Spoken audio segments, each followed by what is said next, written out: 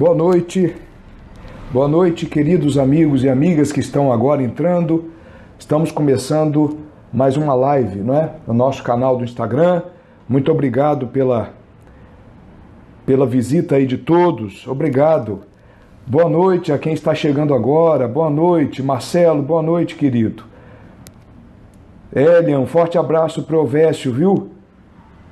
Saudades dele. Opa! Boa noite, gente. Talvez eu não consiga. Boa noite, Luiz. Leandro. Olha, talvez eu não consiga citar o nome de todos aqui. As pessoas estão entrando e às vezes passa rápido, não é? Isso aí. Muito boa noite, viu, queridos? Muito obrigado pela presença de vocês. Tá bom? Obrigado mesmo. Bom, antes de começar... Obrigado. Antes de começar... eu queria só saber se vocês estão me ouvindo e me vendo bem. Está tudo bem? Está tudo bem, gente? Estão me ouvindo?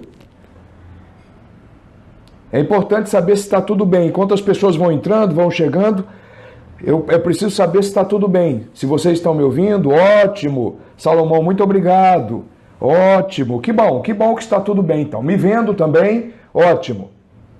Ótimo, tá bom? Isto. Bom, então, se estão me ouvindo e me vendo, a gente pode começar, não é isto? Não é isto? Gente, nesse tempo de... Igor, tudo bem? Graças a Deus. Max, muito obrigado pela presença. Salomão, enfim, muito bom.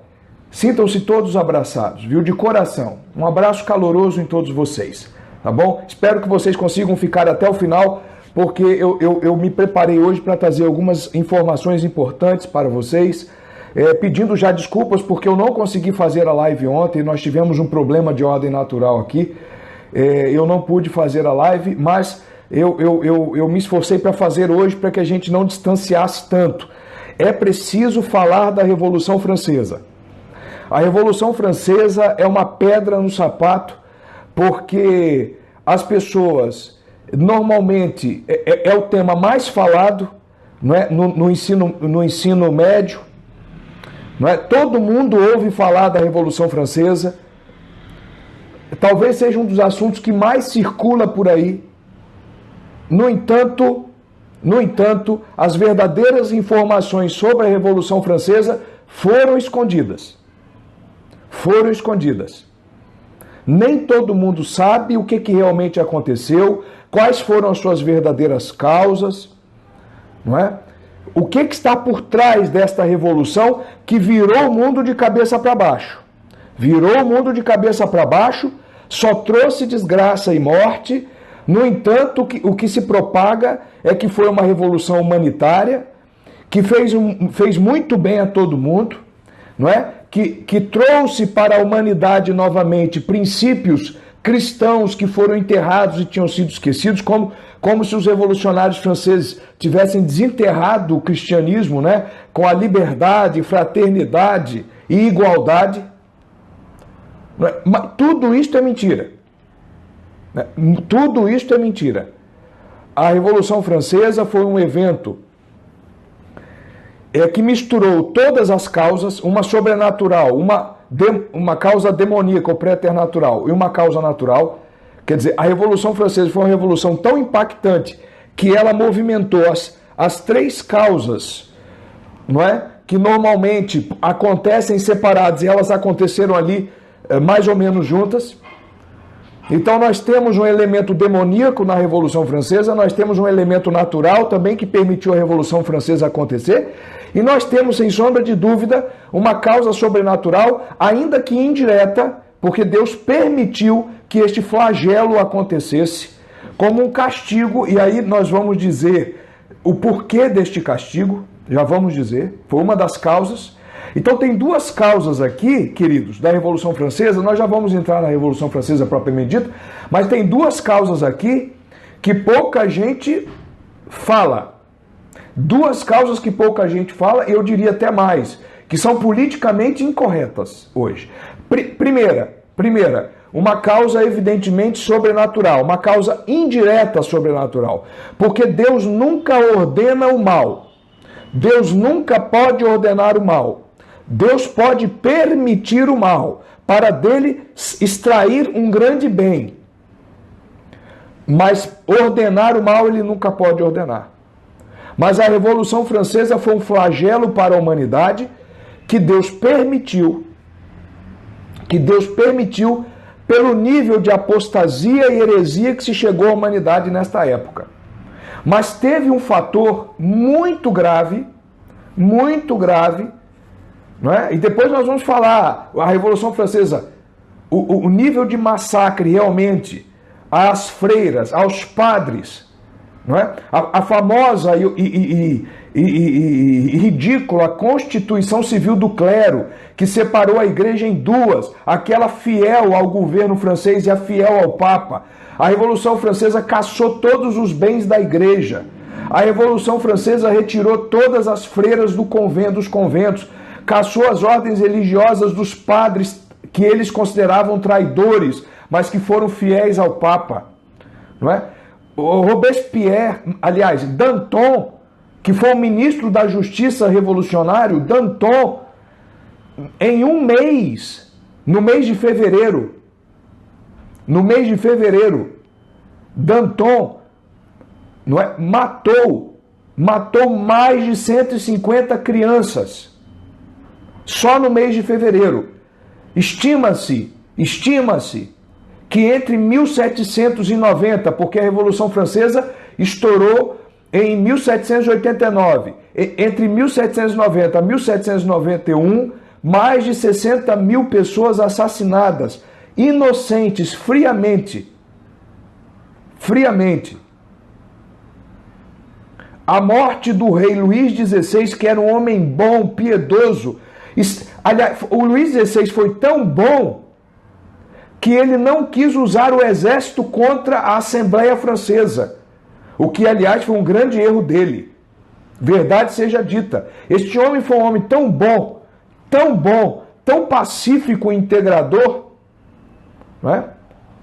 Tão pacífico e integrador, que ele viu a revolução acontecendo na cara dele e ele nada fez, ele não deu um disparo, ele não autorizou o exército francês, que estava fiel a ele ainda, porque depois capitulou, depois uma trairagem que não teve mais fim contra o rei.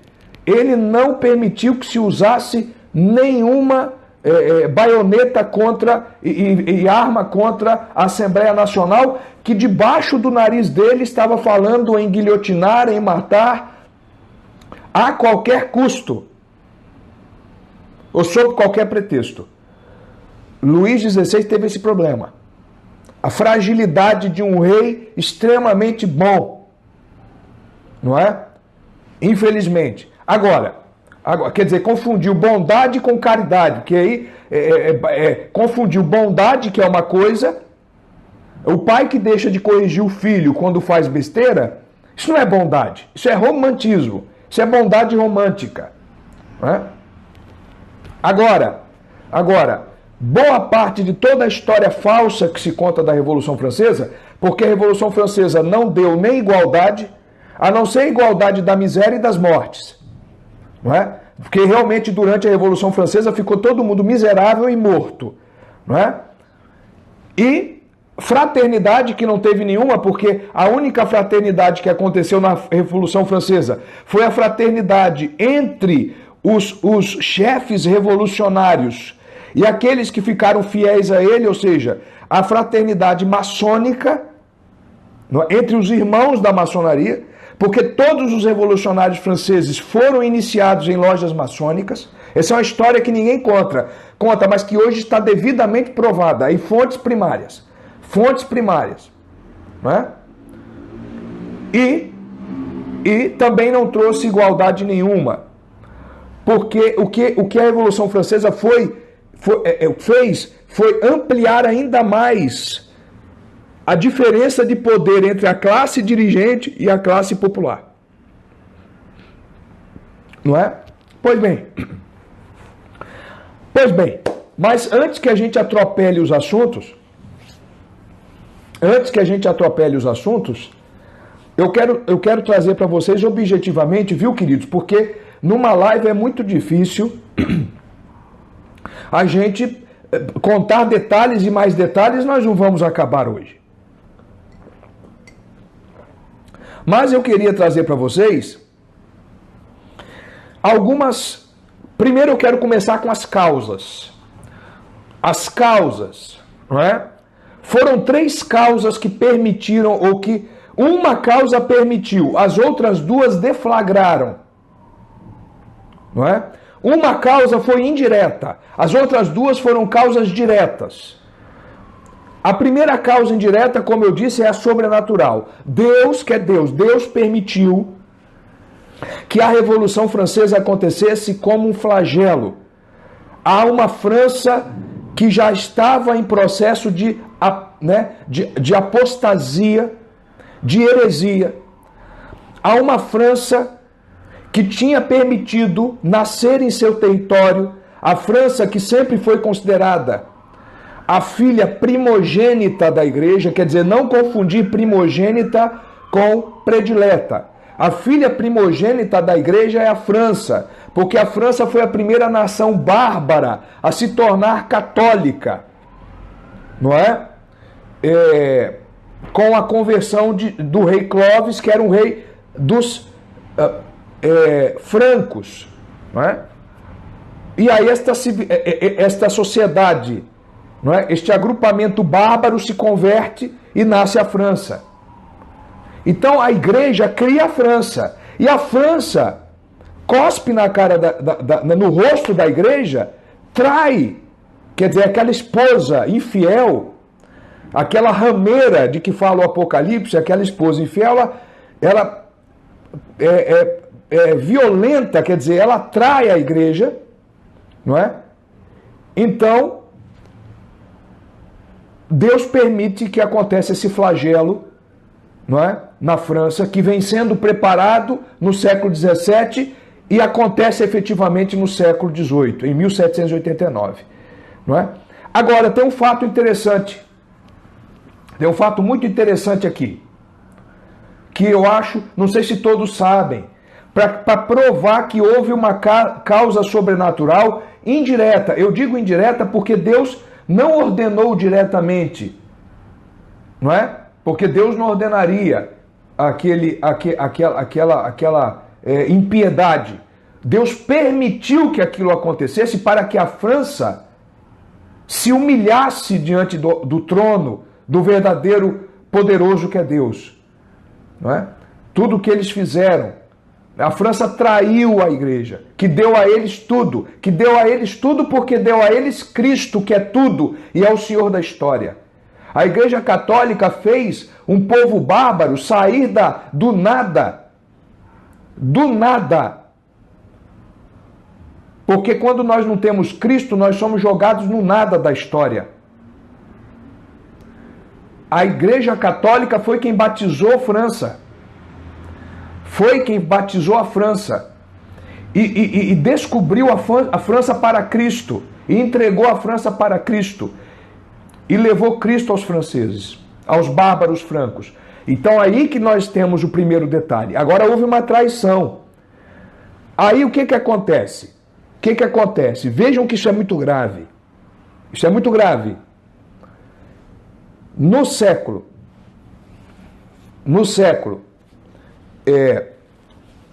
com o reinado de Luís XIV, nós já vamos chegar nas sociedades secretas, nas forças ocultas, já vamos chegar lá, não é? Com o reinado de Luís XIV, não é? Luís XIV fez um bem, um dos poucos bens que ele conseguiu fazer. O famoso Rei Sol. Ele perseguiu uma seita de hereges que estava surgindo na França, não é? Isto no século 16 para o 17. Então Luís XIV persegue os jansenistas. Não é? É uma seita que seguia a doutrina, não é? de um padre herege chamado Cornélius Jansênio, ou Jansênios. Foi um padre herege que criou uma seita chamada jansenismo. É uma seita que vem do calvinismo, do protestantismo, quer dizer, da Revolução Protestante. Então, esta seita jansenista começou a dar problema para a França. Já começou a dar problema para a França. Não é? Luís XIV persegue esta seita. Só que é o seguinte: Jesus, nosso Senhor Jesus Cristo, Rei dos nossos corações e também das nações, e isso nós não podemos esquecer, nosso Senhor Jesus Cristo aparece para uma mulher santa, de vida extraordinária, né, que recebia várias aparições de Cristo, chamada Santa Maria Margarida Alacoque. Santa Maria Margarida Alacoque era contemporânea de Luís XIV. Ela recebe uma aparição de Cristo e Cristo diz a ela, pede a ela para passar um recado a Luís XIV. Diga ao meu amigo Luís XIV, rei da França,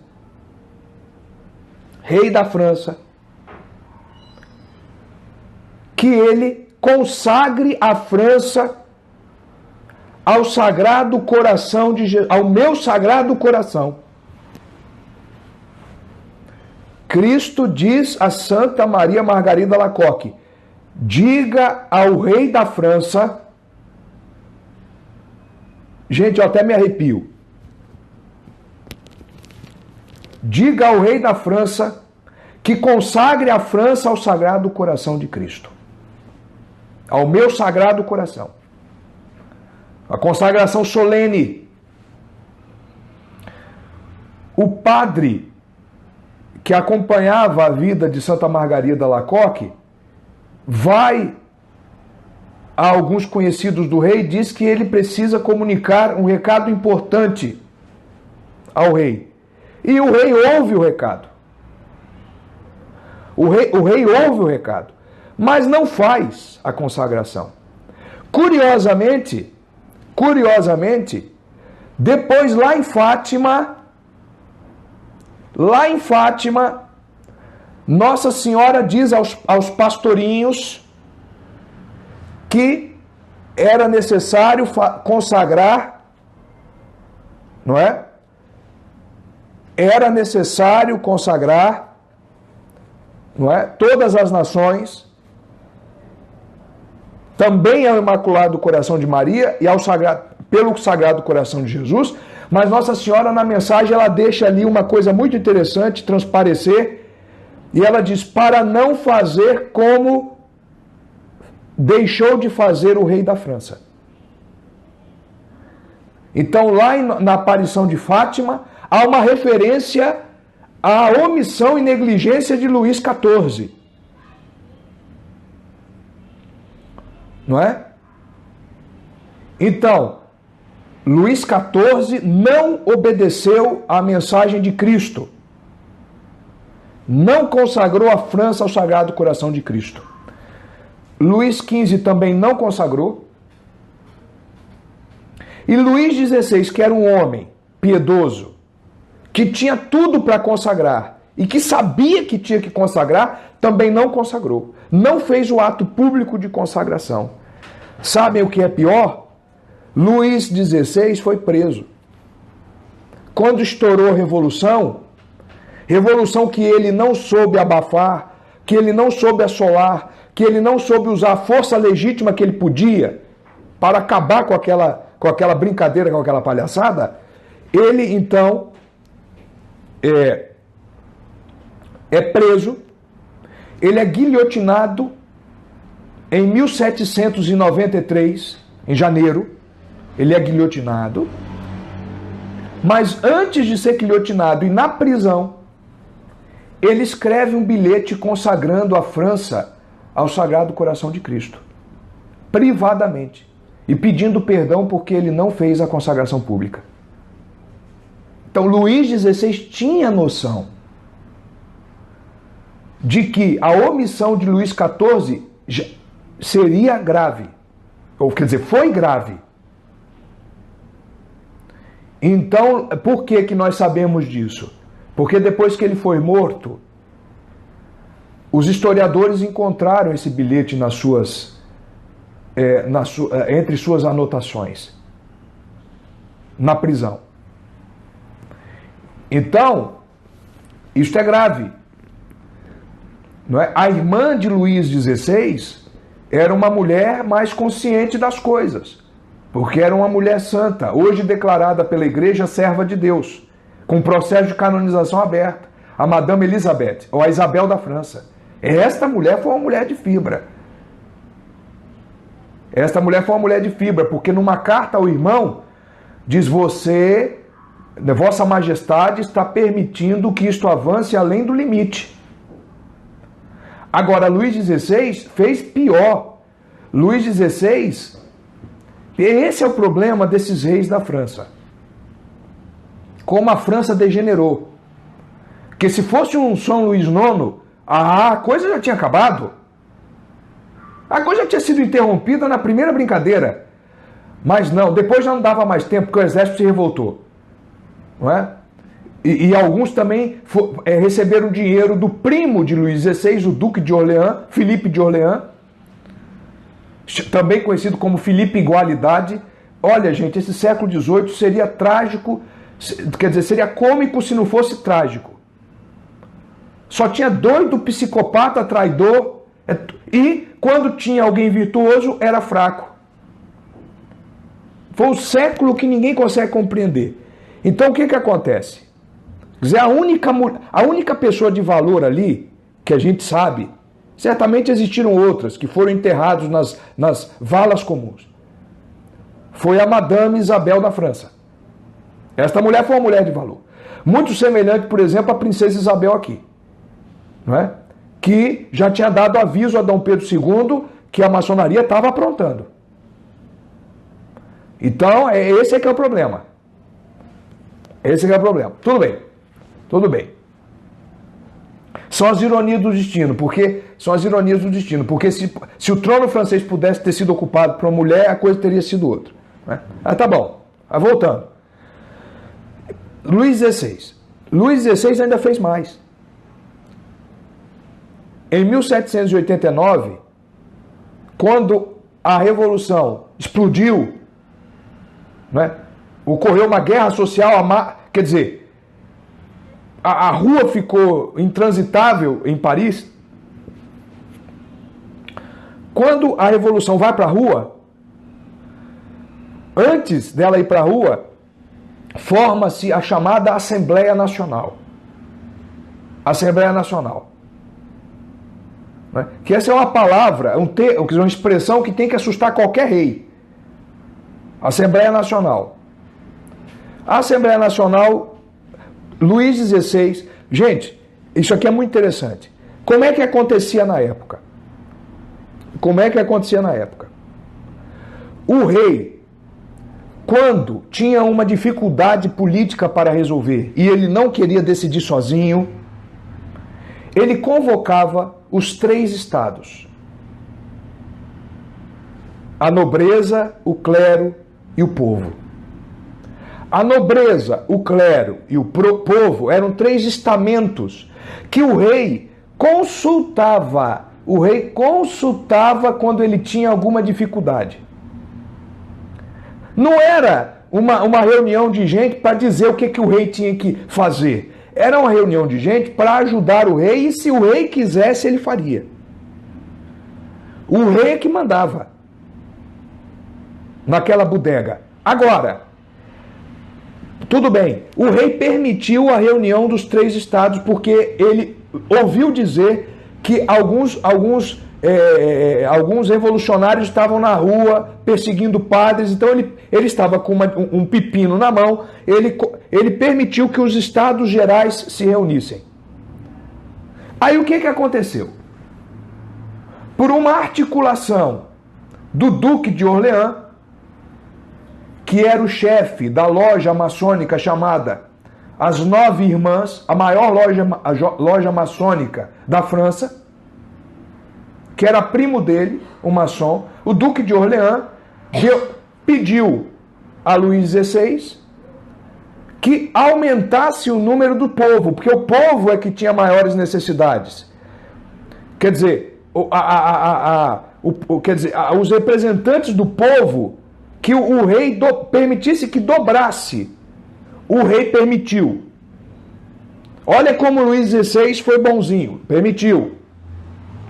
Depois, né, o Duque de Orleans exigiu que os 3 estados votassem juntos, formasse um parlamento único, sem diferença de classes. E o rei permitiu. O Duque de Luxemburgo, que estava na classe dos nobres, falou: Majestade, isso não vai dar certo. O rei Luís XVI obrigou. Quer dizer, esses pepinos todos, essa conjunção de fraquezas e permissões que foi uma dificuldade. Mas como eu estava falando, voltando. Então nós temos aqui uma causa sobrenatural indireta. A permissão de Deus para um castigo da traição da França, da permissão de várias heresias e de não ter consagrado a França ao Sagrado Coração de Jesus, uma consagração pública, formal e solene. Ponto. Coisa que Luís XVI fez depois em privado, mas não adiantou. A cabeça dele foi cortada na guilhotina. Tá bom? Tudo bem. Tudo bem. Esta é a causa sobrenatural. Nós também temos uma causa demoníaca clara. Clara. E aí, dentro dessas causas demoníacas, nós temos vários patamares. Primeiro, eu já falei aqui, a existência do jansenismo. Por que eu destaco o jansenismo aqui de novo? Porque foi uma heresia que defendia que o homem, por mais que ele faça, ele está corrompido pelo pecado original, não adianta nada. Ele tem que confiar só na graça. Ora, isto é um desenvolvimento da ideia luterana. Perfeito? Mas o problema não foi esse, não. O problema não foi só esse. O problema é que o jansenismo começou a ter adesão de várias monjas, de vários frades, de vários padres, de vários bispos e até de vários cardeais. E aí o que aconteceu? Quem é que vocês acham que apareceu para defender a igreja contra esta heresia? Quem é que vocês acham? Qual é a ordem que é a ordem militar, que é braço direito do Papa? Os jesuítas. Os jesuítas começaram a perceber que isso era uma besteira, que isso ia dar problema para a França. Essa nova seita de hereges. Não é? E mais, pior, os jansenistas começaram a se unir a um outro grupo de hereges chamado galicanos. Quem eram os galicanos? Os galicanos eram aqueles que achavam que o Papa, que o poder espiritual não tinha que se meter em nada na França. Eram os laicistas da época. Eram os laicistas da época. Queriam uma França independente da igreja. O Papa não tem que mandar nada aqui. O rei é que manda nas questões religiosas. Aí a bomba está fabricada. Galicanos com jansenistas. Né? Os jesuítas começaram a bater nesses caras. Luís XIV perseguiu. Luís XV também deu uma perseguida. Não é?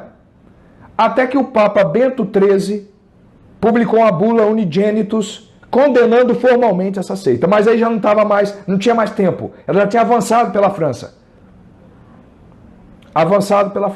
Uma seita nitidamente demoníaca. Ponto. Então você tem aí a ação demoníaca agindo e tendo homens como porta-vozes disto. Jansenismo, galicanismo. Esses dois problemas. Não é? Então você tem a omissão de Luís XIV, grave. E você tem, não é, esta fúria satânica com as heresias. Mas aí que está o detalhe.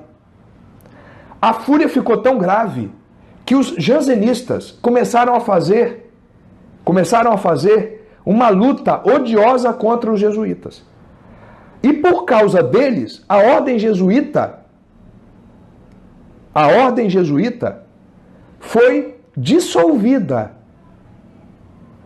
e ela foi expulsa de praticamente todos os países da Europa.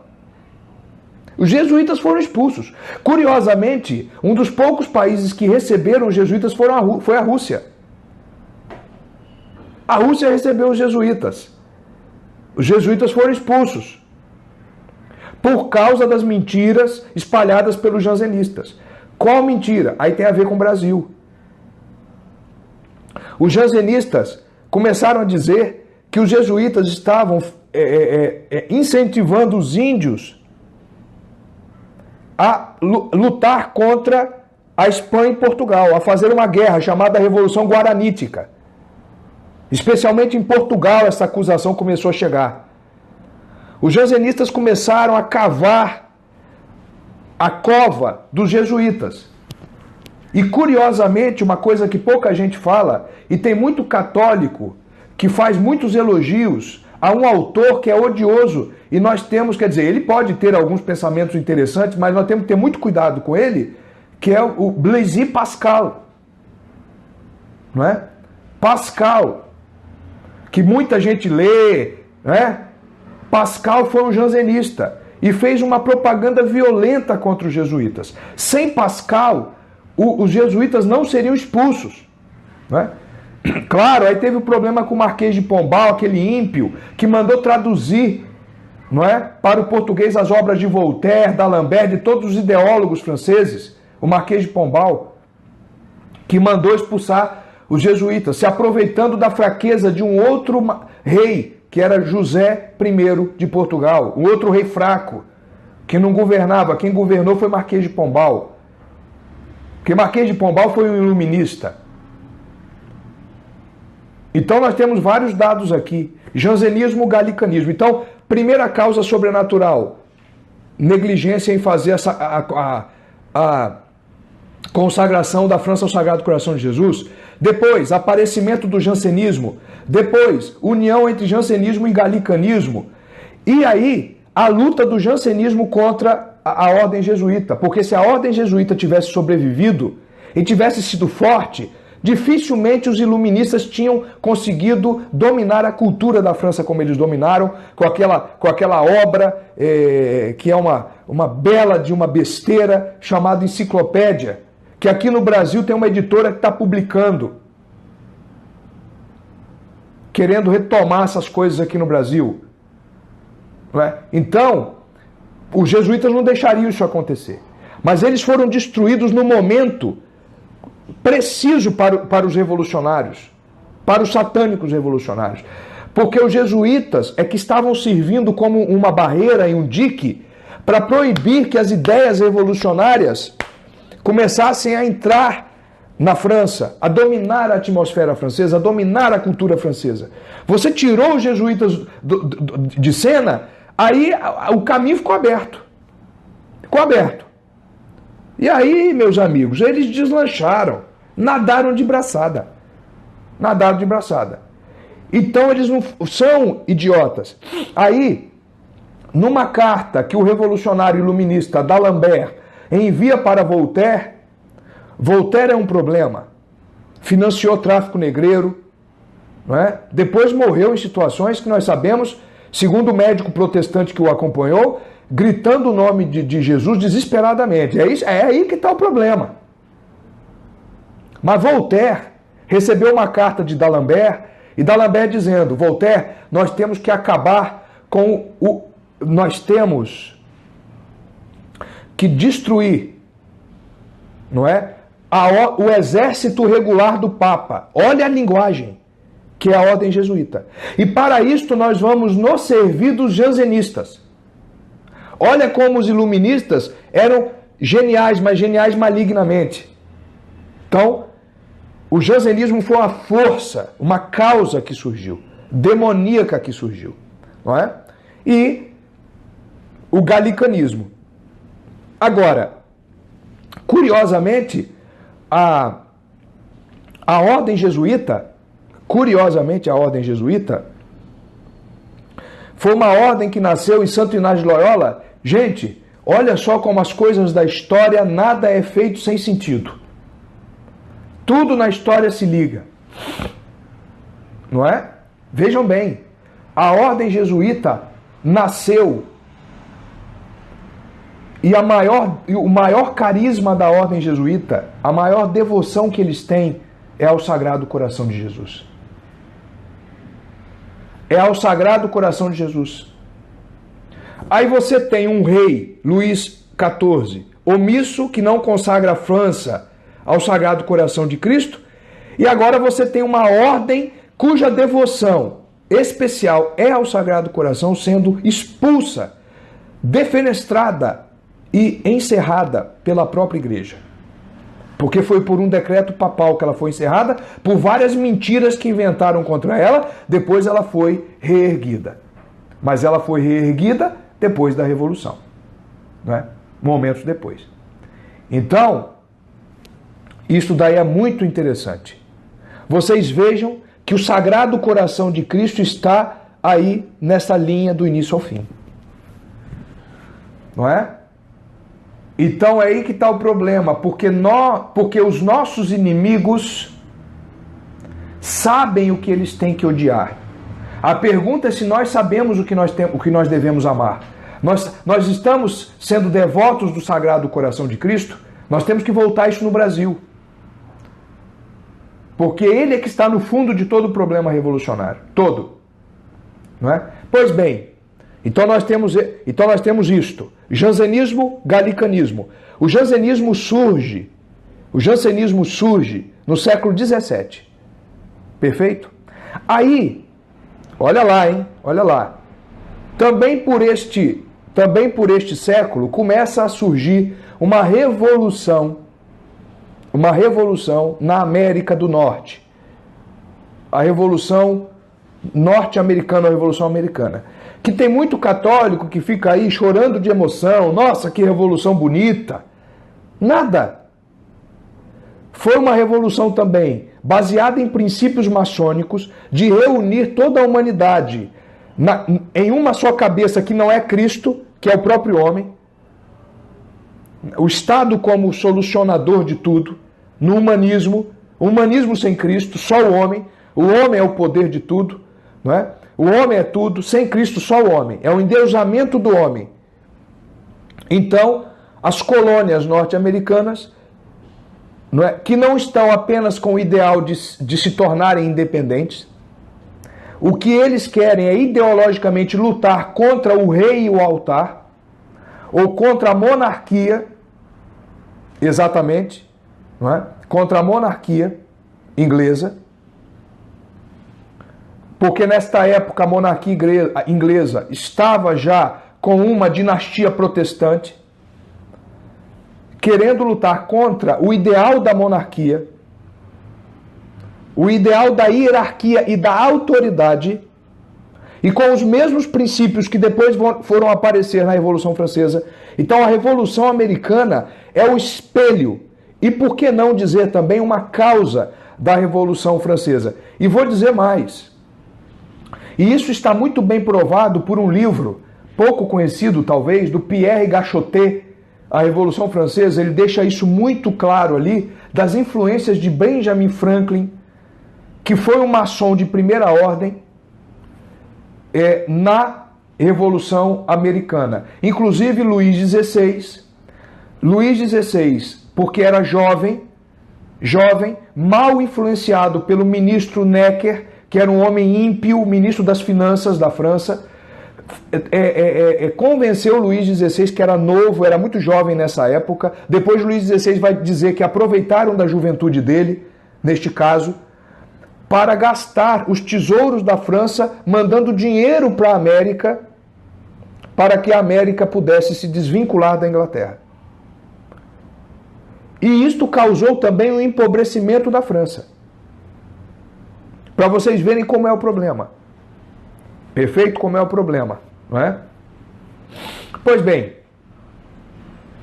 então, nós temos aqui uma causa, as causas préternaturais ou demoníacas. Jansenismo, galicanismo, expulsão dos jesuítas e destruição da ordem jesuíta, que depois é recuperada, mas ela foi destruída durante a Revolução Francesa. e depois você tem a Revolução Americana. A problemática é a Revolução Americana. Perfeito? Mas você já havia tido uma outra revolução também problemática, a Revolução Gloriosa, a Revolução Inglesa, que tirou um católico do trono da família Stuart para botar um protestante da família Hanover. Não é?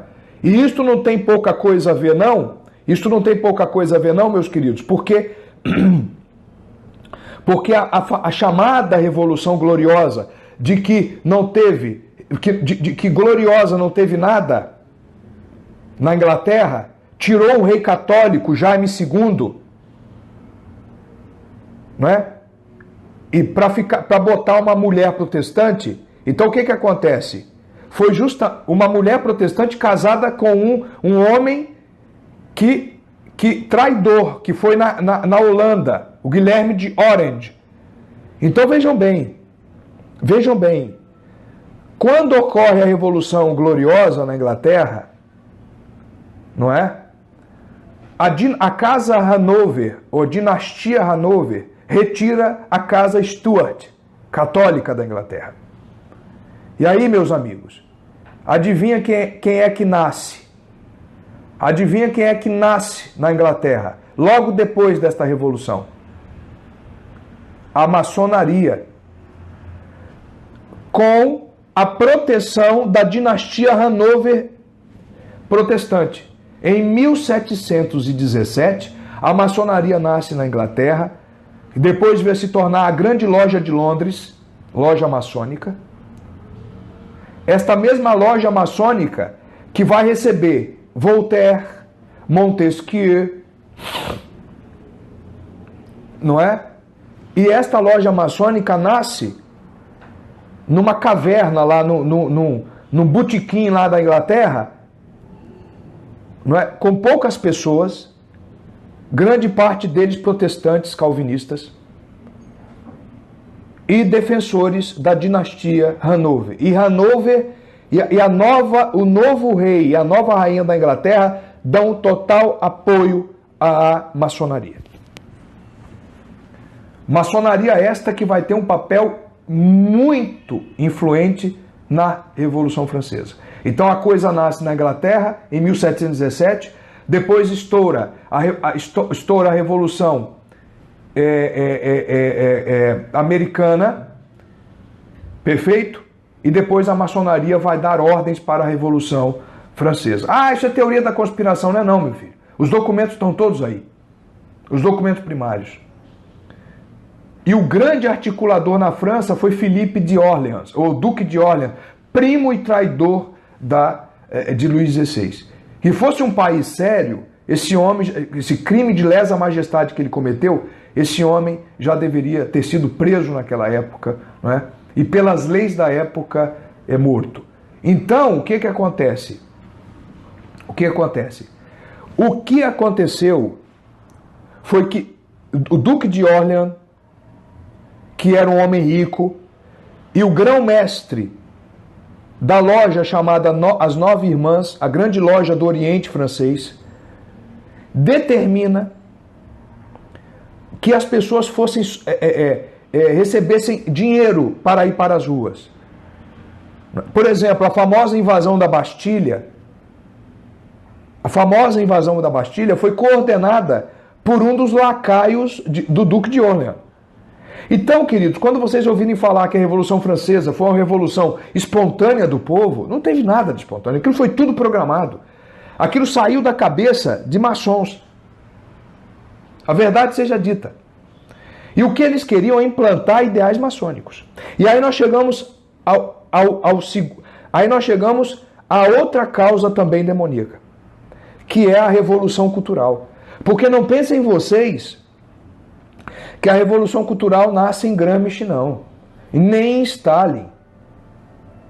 A Revolução Cultural nasce na Revolução Francesa, com a ideia dos iluministas de antes do derramamento de sangue, você tem que derramar as ideias. Antes da revolução violenta, da violência, você tem que ocupar as cátedras, os salões, os cafés, as academias. E os franceses obedeceram a esta ideia.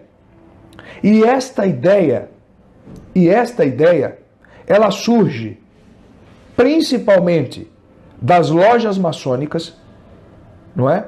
E de um movimento que surgiu na Baviera chamado movimento Illuminati, os iluministas. Movimento este, inclusive, que vai dar o nome aos iluministas. O iluminismo tem esse nome, não é? Justamente porque vem de uma seita gnóstica, não é? De Weishaupt, que era um cidadão que fundou, não é? O iluminismo da Baviera. Então você tem dois movimentos satânicos aqui, não é? Que começaram a surgir e se aproveitaram de outros dois movimentos satânicos anteriores. O galicanismo e o jansenismo agora viram massa de manobra nas mãos da maçonaria e dos iluministas da Baviera, que vão se unir. Eles se unem. Então aqui nós temos um problema. A união entre maçonaria e o iluminismo. O iluminismo com a ideia de Weishaupt, com a ideia de que o homem, ele é tão iluminado que ele consegue salvar a si mesmo e o mundo, então ele consegue propor projetos de salvação para o mundo todo. E a maçonaria que entende que este projeto de salvação está baseado nos três lemas: igualdade, fraternidade e igualdade. Não é? Nos lemas sacrílegos. Porque igualdade, fraternidade e igualdade só existem se forem em Deus. Fora disso não existe nada. Ponto. Revolução cultural. O que os franceses fizeram? De maneira inteligente e malignamente. Começaram a frequentar os cafés e os salões. Então você vê o Voltaire indo para os salões, conversar com as madames, com a aristocracia francesa que já estava em decadência, que já não tinha mais nobreza nenhuma, porque a aristocracia de verdade é a aristocracia dos valores, e não dos bens e dinheiro. Né? E aí o Voltaire contava aquelas piadas, lia aquelas novelas idiotas que ele escreve, né? Nunca viu uma idiotice tão grande. De fato, escrevia muito bem, mas umas idiotices. O Cândido, coisa mais idiota, entendeu? A figura daquele doutor Pangloss, aquilo é idiotice que não tem mais tamanho. O Cândido de Voltaire, que é uma polêmica que ele quis fazer com Leibniz. Inclusive ele escolheu a pessoa errada para polemizar, porque Leibniz era um luterano. Leibniz também não estava compreendendo nada do que estava acontecendo, não compreendia nada. Então, quer dizer, aí o que acontece? Voltaire, Diderot escreveu uma novela tão mentirosa, religiosa, contando a história de uma freira. Eu li esse negócio. Meu Deus, um negócio ridículo, contando a história de uma freira que foi obrigada a entrar no convento. Isso é uma mentirada danada.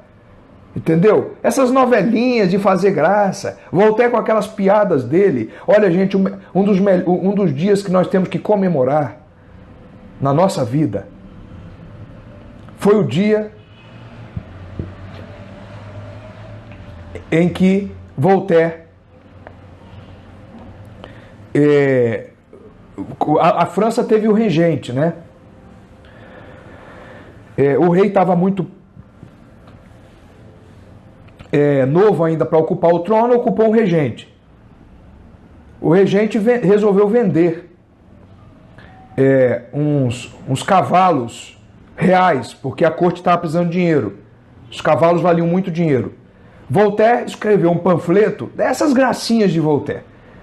Quer dizer, Voltaire escreveu um panfleto dizendo o seguinte: seria muito melhor que o regente da França, ao invés de vender os cavalos, vendessem os asnos e éguas que ocupam a corte.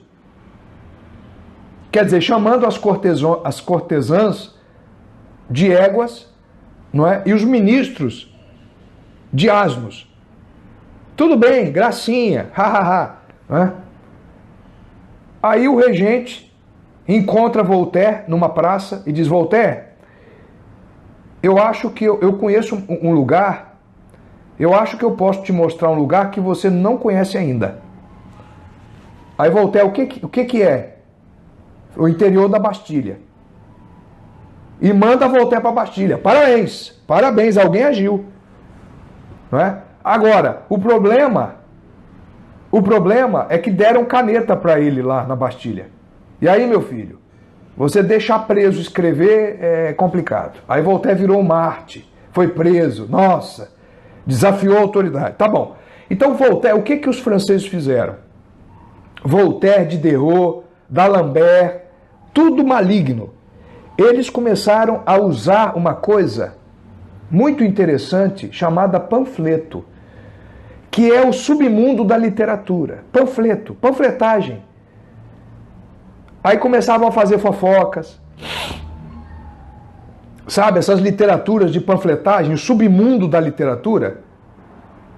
Começavam a inventar que o rei tinha sífilis, que a cortesã tal era mulher da vida, era prostituta. Quer dizer, começava a contar fofocas, a fofocagem, a fazer panfletagem, entendeu? A divertir o povo.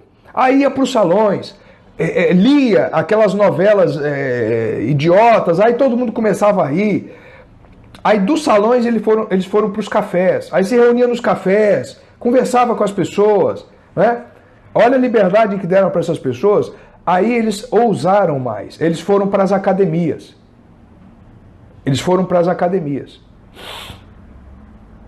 Inclusive para uma universidade que o Benjamin Franklin, lá da Inglaterra, ele veio para visitar Paris e ele decidiu abrir a primeira universidade livre da França, porque as universidades da França, como a Sorbonne, por exemplo, ainda estavam sob o poder da Igreja Católica. A Sorbonne, por exemplo, foi uma das poucas universidades que pegou aquela besteira jansenista e criticou. Aí o que fez Benjamin Franklin? O grande herói da Revolução Americana, né? esse herói de Araque. Ele foi lá para a França e criou uma universidade livre. Dos famosos livre pensadores. Pronto, começou a ruína total.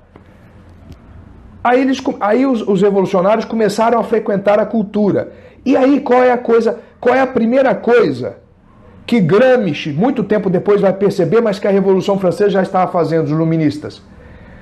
Eles começaram a criar uma nova opinião pública. Ah, gente, você quer conquistar um país? Você cria uma nova opinião pública. Eles começaram a criar uma nova opinião pública. E funcionou. Então eles fizeram a receita da Revolução Cultural, eles fizeram bonitinho, não é? E por último, qual foi vamos dizer, o golpe de misericórdia? A enciclopédia. A enciclopédia só foi possível porque a atmosfera cultural da França já estava toda ocupada. Aí eles conseguiram empreender a enciclopédia. 60 mil exemplares no primeiro ano foram vendidos. Só besteira. Tinha até padre escrevendo lá dentro. Um monte de besteira. Então, aí nós entramos, não é, na outra causa demoníaca, que são as sociedades secretas, que eu já falei delas aqui, nós vamos passar um pouco mais rápido, não é? Que é maçonaria. Todos os revolucionários, gente, eu vou falar aqui no megafone, todos os revolucionários franceses, que depois ficaram conhecidos como jacobinos, que foi o lado vencedor da Revolução Francesa, todos os revolucionários franceses foram maçons. Voltaire, D'Alembert, Diderot, Rousseau, tem a prova de seu, entre aspas, batismo na maçonaria, da sua iniciação na maçonaria. Robespierre, Danton, Marat, que foram os primeiros governantes, déspotas, tiranos, foram maçons.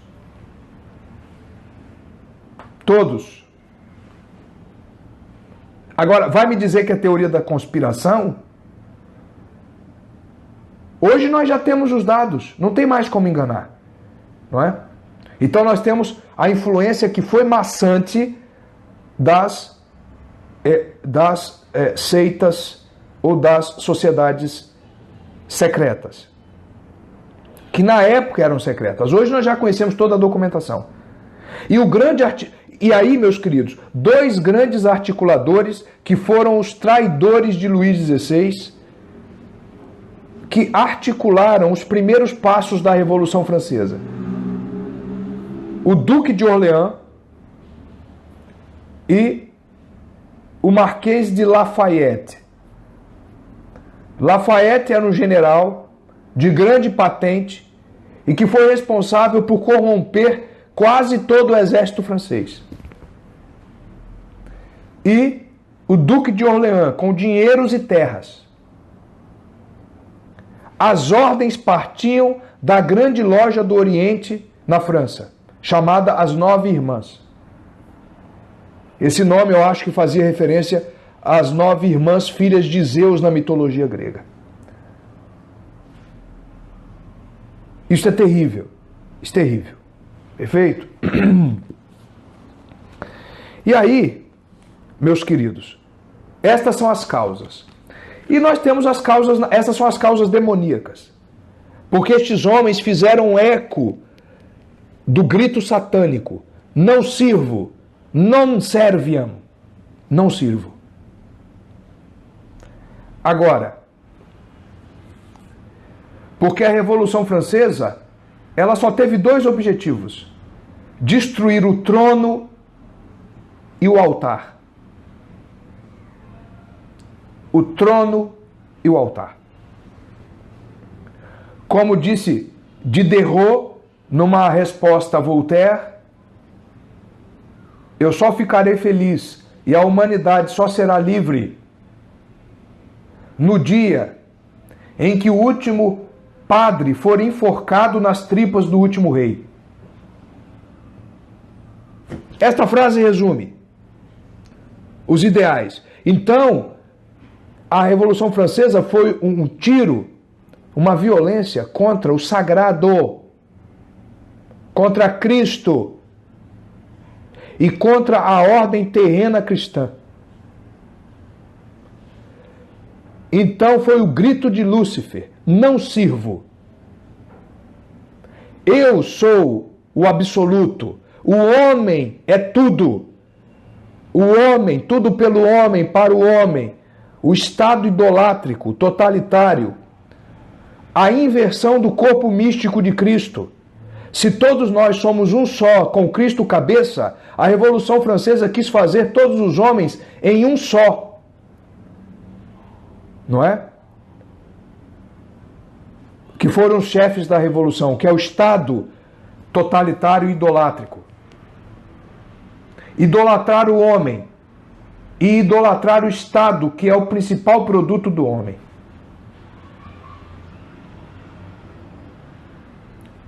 Não é? Agora é o seguinte. Vamos lá. Toda revolução cultural tem os seus ideólogos. Os seus ideólogos. Aquilo que Gramsci, depois de muito tempo, vai chamar de intelectuais orgânicos. Quais foram os ideólogos? E aí, queridos, nós já caminhamos para o fim da live. Quais foram os ideólogos da Revolução Francesa?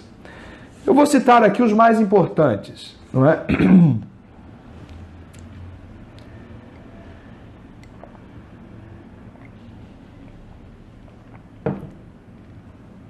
Primeiro, e o mais saliente, Voltaire, não é? O nome dele não era esse, Voltaire. Isso foi um apelido que deram a ele lá na Bastilha.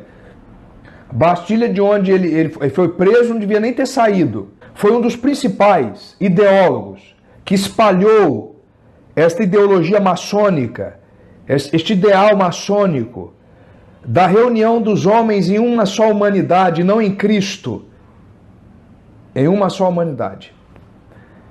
Voltaire foi uma figura muito curiosa. Ele financiou o tráfico negreiro, os navios, mas dizia que era humanitário, não é? E ele foi um dos ideólogos mais perigosos, porque ele escrevia bem, ele tinha uma boa noção das coisas, ele era inteligente e ele sabia quais eram os perigos para a revolução. E como eu disse para vocês, Voltaire tinha muita ciência de que o pior inimigo da revolução era a Santa Igreja Católica. E Voltaire escreve isto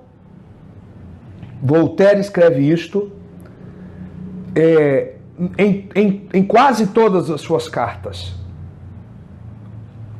Em quase todas as suas cartas. E por que eu quero dizer isto? Porque, queridos, nenhum dos revolucionários franceses, nenhum deles, considera os protestantes como inimigos. O inimigo é um apenas. Não deixa de ser curioso que muito tempo depois, o próprio Antônio Gramsci, o ideólogo marxista, dirá nos seus cadernos do cárcere que só a Igreja Católica oferece oposição certa, grave e verdadeira ao marxismo. Curioso isto, não é? Curioso. Todos os revolucionários satânicos sabem que o inimigo deles é a Igreja Católica. E dentro da Igreja Católica, os jesuítas. E Voltaire então solta aquela frase famosa numa carta que ele escreve a D'Alembert, né? Nós temos que esmagar o infame. O infame aqui é a Igreja e os jesuítas. Nós temos que esmagar o infame.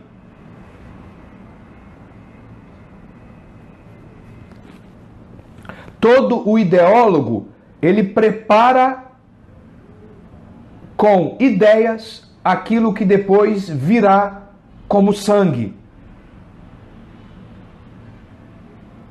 Perfeito? Não são só ideias inocentes. A revolução cultural precede a revolução sangrenta. Agora, como é que você faz para frear a revolução cultural? Não é com outra revolução cultural ao contrário. Não é isso. Porque a França não fez isso. E olha o que deu. Olha o que deu. Não adiantou. Mas depois, em outra live, eu trato quais seriam as possíveis soluções. Não é? Mas então, você tem Voltaire.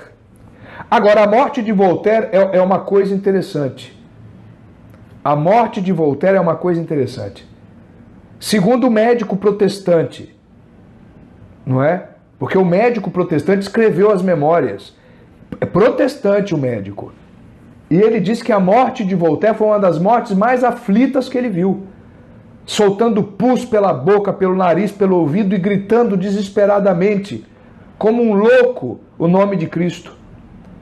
E os revolucionários franceses, os iluministas, que estavam lá no quarto dele no momento da morte, não deixaram o sacerdote da ordem de São Suplício, Supliciano, não é?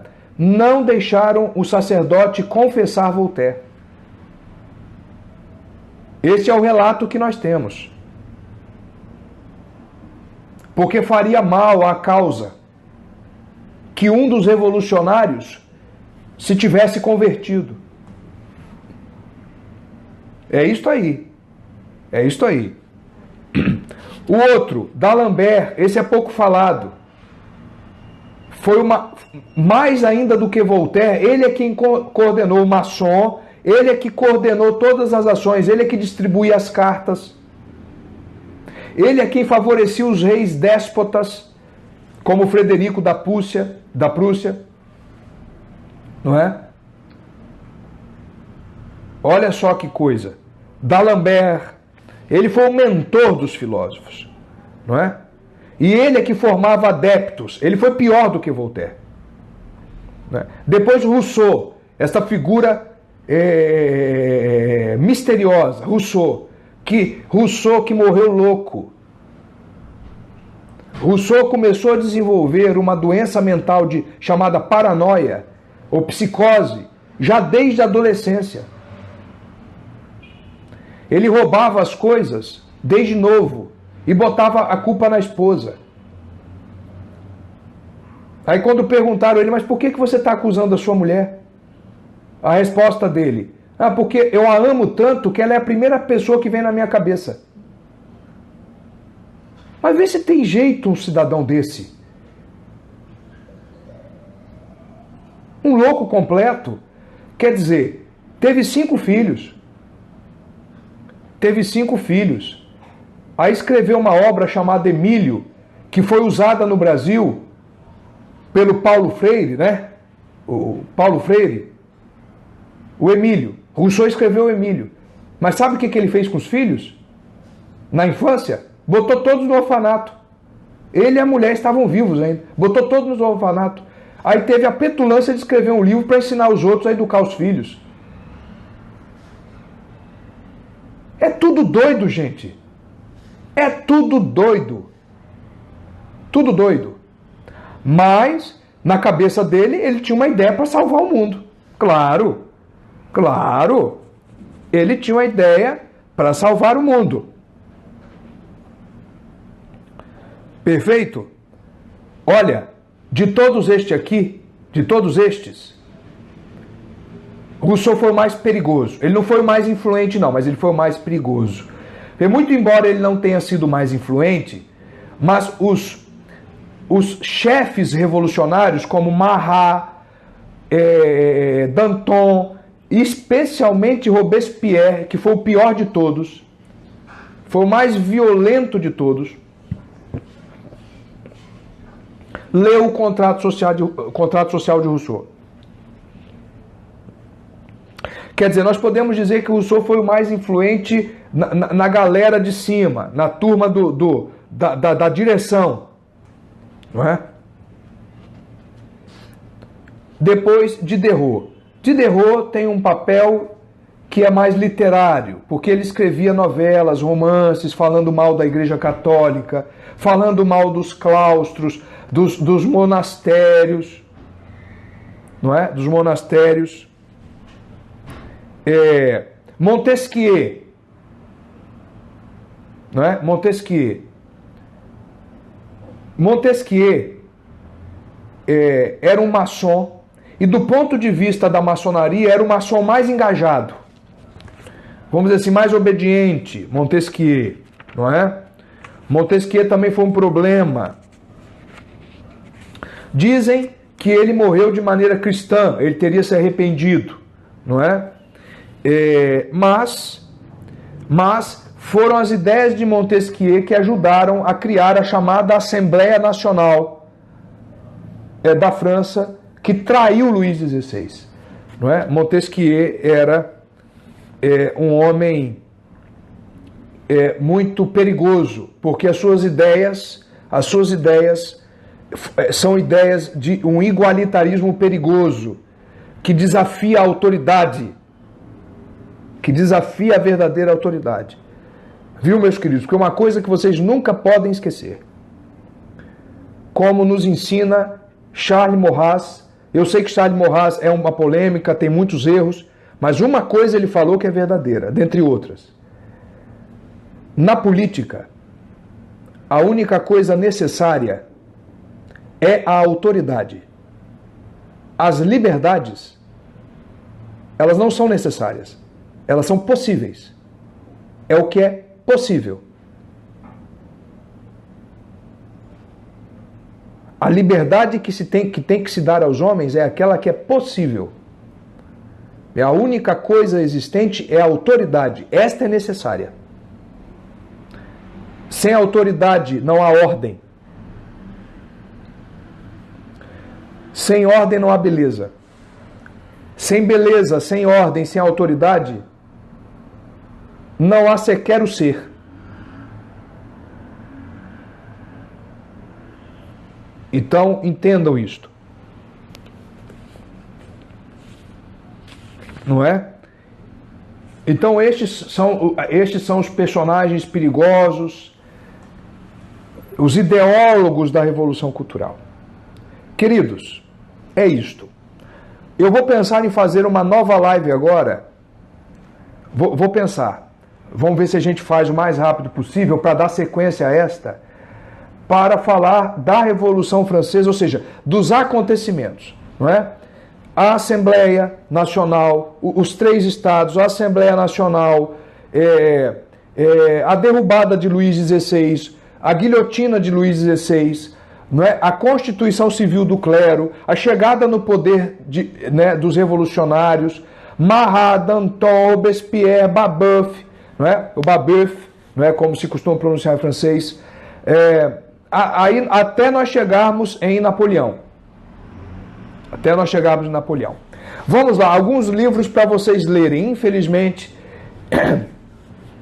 a maior parte deles é na língua estrangeira. Mas tem um, com a graça de Deus e com o trabalho do Centro Dom Bosco, tem um que foi publicado agora. Eles fizeram uma campanha que é, se eu não me engano, o 3º volume da história da igreja do padre Alfredo Sanz. Tudo está lá nos mínimos detalhes. Vocês nem precisam ler qualquer outra coisa. Lá, inclusive, tem as bibliografias. Tá bom? Então vocês busquem este livro no Centro Dom Bosco, entra lá na página deles, História da Igreja Católica, pelo padre Alfredo Sanz, um padre argentino, um jesuíta que ainda está vivo e que Deus lhe dê muita vida ainda. Tá bom? Esse padre escreveu este livro maravilhoso e está tudo lá. Tudo lá, tudo. Desde a preparação até os acontecimentos e chegando ao fim em Napoleão. Não é? Em Napoleão. Queridos, boa noite. Muito obrigado. Espero que tenha sido produtivo para todos vocês, como foi para mim. Tá bom? Eu vou deixar estas 2 lives salvas e vou tentar colocá-las no YouTube. Eu e minha esposa, não é? Que eu acho que está aqui nos acompanhando, mulheres leitoras, a quem eu agradeço, não é? A minha esposa é meu porto seguro aqui, em todos os sentidos. Então eu vou pedir à minha esposa, nós trabalhamos aqui, somos só nós, então às vezes fica mais lento, mas eu vou colocar essas 2 lives no YouTube, no meu canal. Quem não conhece ainda, se puder ir lá, gente, se inscrever, tá bom? Nos ajudar, tá bom? A gente pretende e quer fazer o melhor para vocês com a graça de Deus, tá? Então é isso, gente. Muito obrigado. Terei que encerrar, tá bom? E nosso assunto também acabou. Espero que tenha sido claro, viu? Porque são muitas informações. Às vezes pode ficar confuso, mas eu tentei fazer o máximo para ficar claro, tá bom? Um forte abraço, fiquem com Deus. Até uma próxima.